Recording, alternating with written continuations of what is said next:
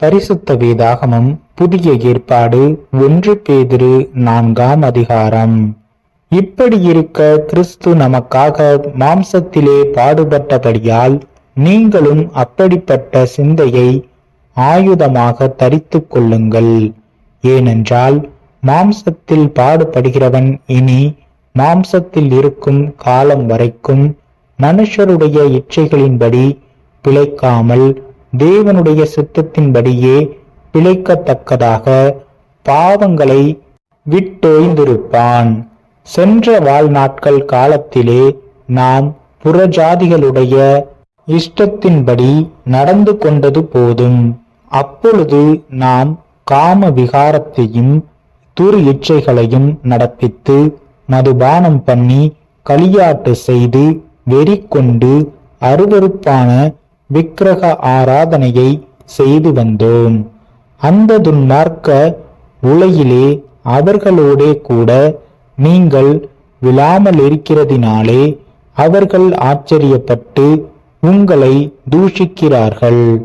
உயிரோடு இருக்கிறவர்களுக்கும் மரித்தோர்களுக்கும் நியாய தீர்ப்பு கொடுக்க ஆயத்தமாயிருக்கிறவருக்கு அவர்கள் கணக்கொப்புவிப்பார்கள்.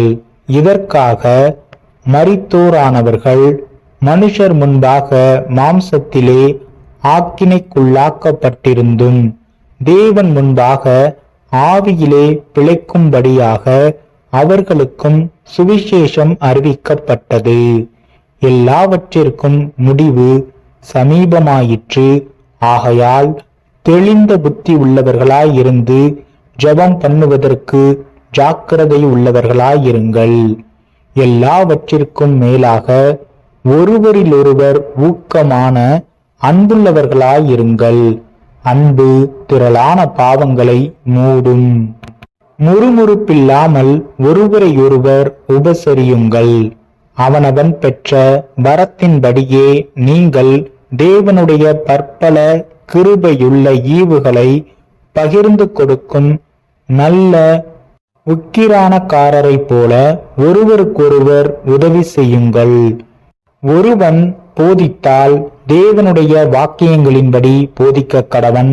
ஒருவன் உதவி செய்தால் தேவன் தந்தருளும் பலத்தின்படி செய்ய கடவன். எல்லாவற்றிலேயும் இயேசு கிறிஸ்து மூலமாய் தேவன் மகிமைப்படும்படியே செய்வீர்களாக. அவருக்கே மகிமையும் வல்லமையும் சதா காலங்களிலும் உண்டாயிருப்பதாக. ஆமீன். பிரியமானவர்களே, உங்களை சோதிக்கும்படி உங்கள் நடுவில் பற்றி எரிகிற அக்கினியை குறித்து ஏதோ புதுமை என்று திகையாமல் கிறிஸ்துவின் மகிமை வெளிப்படும் போது நீங்கள் களி கூர்ந்து மகிழும்படியாக அவருடைய பாடுகளுக்கு நீங்கள் பங்காளிகளானதனால் சந்தோஷப்படுங்கள். நீங்கள் கிறிஸ்துவின் நாமத்தின் நிமித்தம் நிந்திக்கப்பட்டால் பாக்கியவான்கள். ஏனென்றால் தேவனுடைய ஆவியாகிய மகிமையுள்ள ஆவியானவர் உங்கள் மேல் தங்கியிருக்கிறார்.